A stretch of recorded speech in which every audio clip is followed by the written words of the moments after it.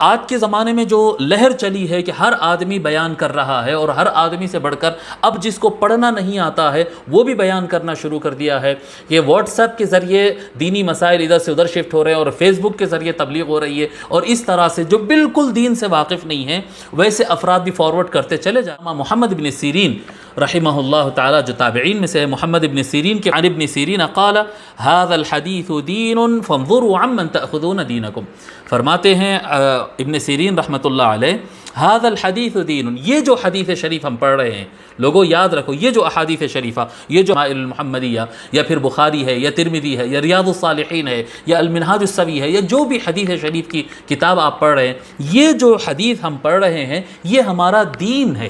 یہ ہمارے زندگی گزارنے کا میتھڈ ہے، یہ ہمارے ایمان کا مسئلہ ہے. جی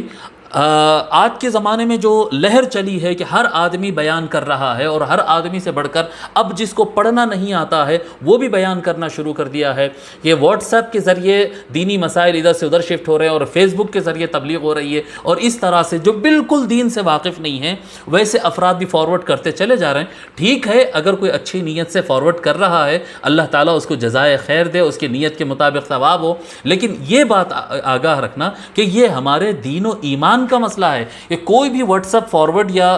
کیا کہتے ہیں فیس بک شیئرنگ کو دیکھ کر یا کسی یوٹیوب پر ہم بیان سن کر یا کسی بھی عالم سے ہم ملاقات کر کے اس سے کوئی بات سن لیے اور سمجھ لیے کہ یہی دین ہے، تو یہ تو آخرت کا مسئلہ ہے. دین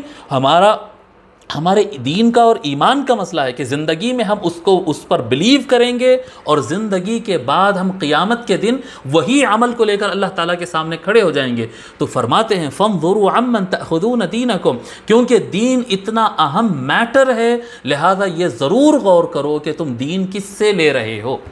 دین کس سے لے رہے ہیں، یہ بہت ضروری ہے. یعنی وہ شخص کے آپ کردار سے واقف ہو، وہ شخص کے اخلاق سے واقف ہو، وہ شخص کے مزاج سے واقف ہو، اس کے سچائی، اس کے ایماندار ہونا، اس کا اللہ والا ہونا، اس کا متقی ہونا جانو تو اس سے دین لو. جس شخص کے بارے میں جانتے ہیں کہ کبھی صحیح بولتا ہے کبھی جھوٹ بولتا ہے، یا جس شخص کے بارے میں جانتے ہی نہیں ہیں یہ کون ہے، ایسے آدمی سے علم حاصل نہیں کیا جاتا ہے، کیونکہ یہ ہمارے دین و ایمان کا مسئلہ ہے. اس کو اتنا آسان کسی کے حوالے نہیں کرنا چاہیے.